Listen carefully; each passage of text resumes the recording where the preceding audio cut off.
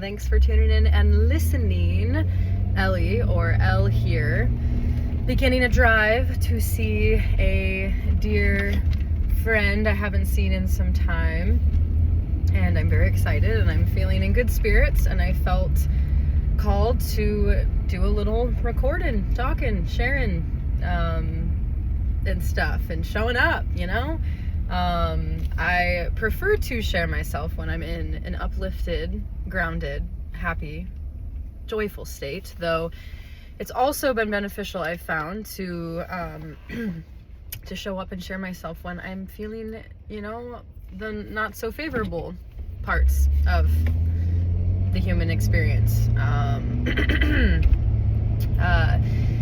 And that's, you know, with someone I'm close with, I'll call a friend or, you know, but yeah, I haven't felt inspired to record and share on here for a little bit.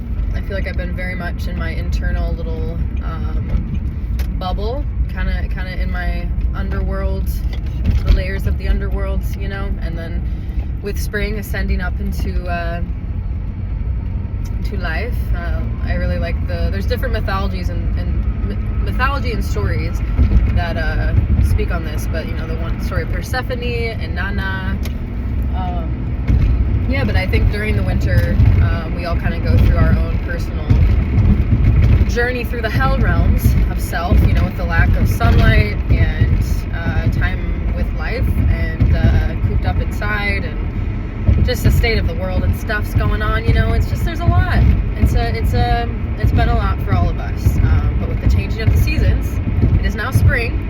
I guess 3 days into spring, technically, since the vernal equinox, and I'm feeling it. I'm feeling like so much is moving around and stirring and building, and yeah, I'm feeling good.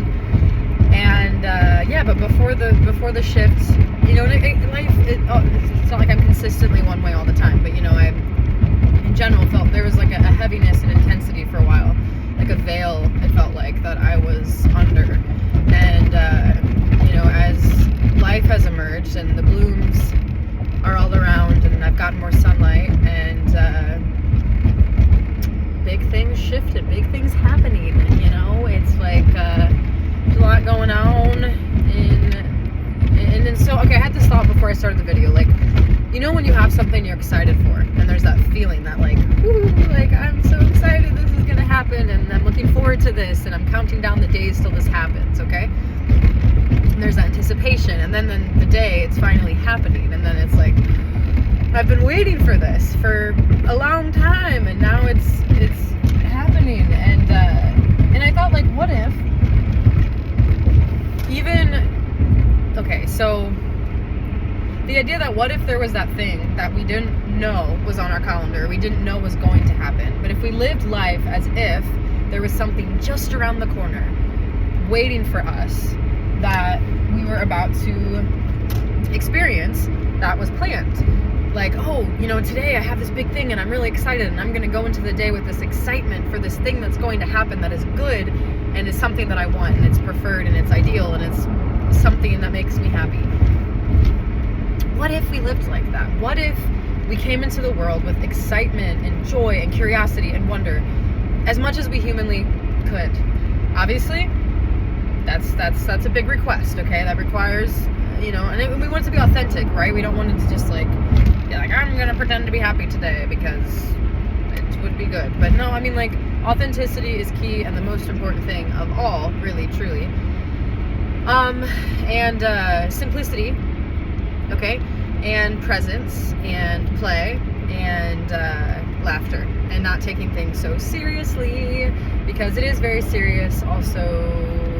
And but how can we lighten things up as much as possible and spread joy, okay? Because if you go out in the world and you look around, like, a lot of people are, and you even, all of us, we're all struggling, okay? This is a struggle out here. This shit is bizarre, how it's set up, and how things are, like, intentionally made the way they are to kind of drain our souls, and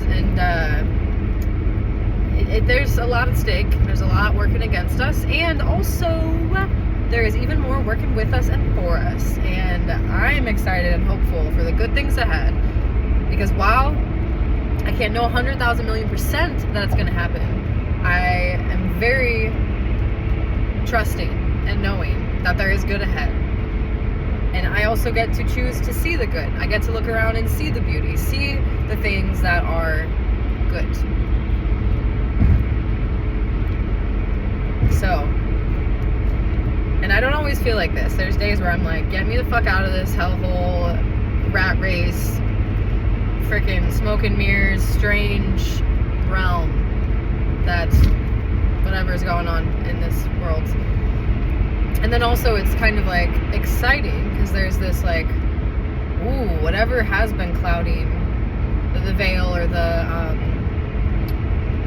smoke and mirror kind of game race thing that's been rigged, it's dissolving. It's breaking down. It is like no longer gonna hold up. It can't hold up anymore. It's literally disintegrating. It's breaking apart.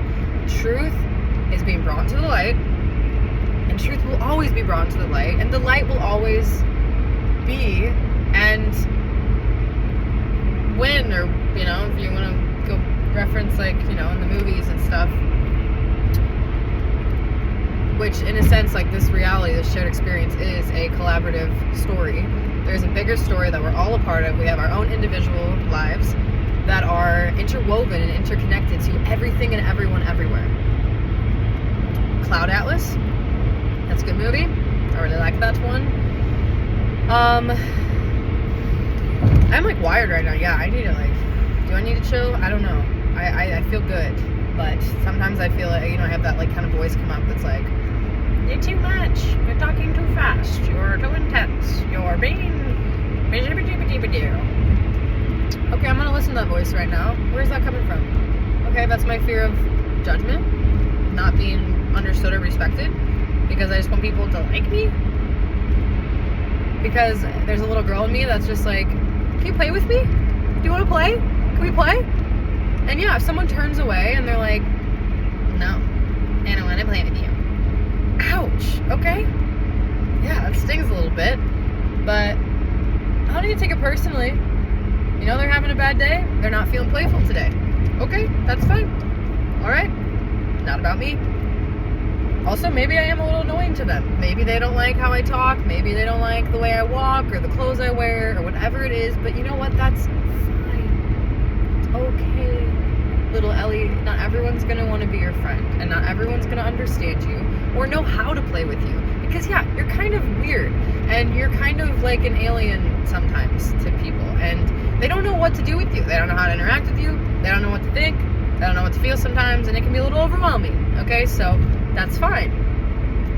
It's okay. And maybe you feel similarly. Maybe you have felt like a black sheep or a strange oddball that the world just can't seem to get a grip on and know what to do with. And I think most of us struggle with feeling like not like weird, because we all are weird. So that's okay. Honestly, it's like actually good. It's good to be weird. Okay, I can slow down a little bit though. Take a breath.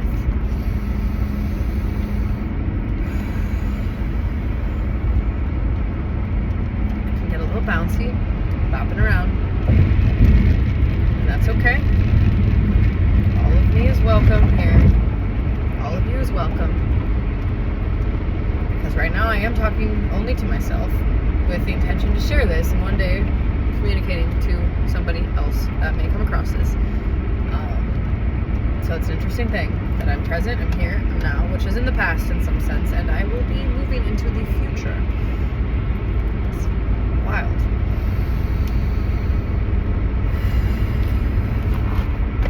It's good to breathe, it's good to slow down, it's good to just be, let yourself be what you are.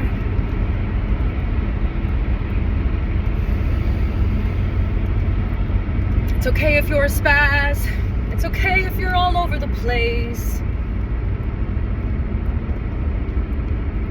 Thanks. Okay. I just sometimes need to hear myself say certain things, you know.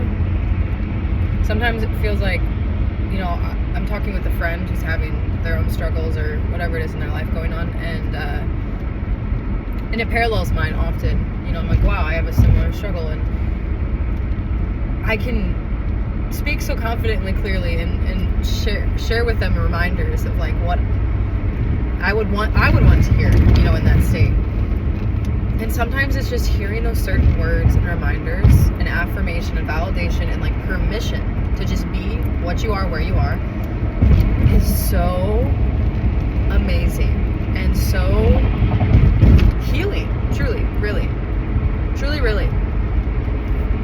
Why am I doing that? So extra. You're just so extra. Gosh, stop.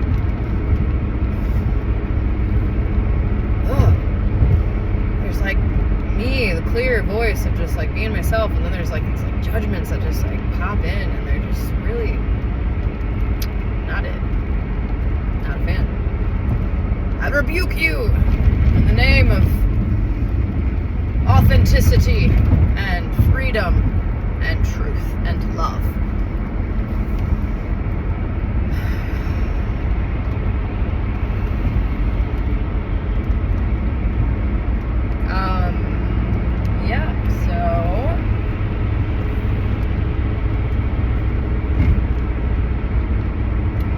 The car in front of me has a license plate that says, or not a license plate, but a sticker that says essential worker.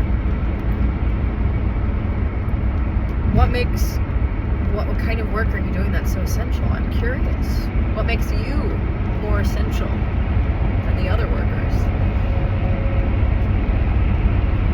I'm curious, I have questions. Essentially, my job is more important than yours.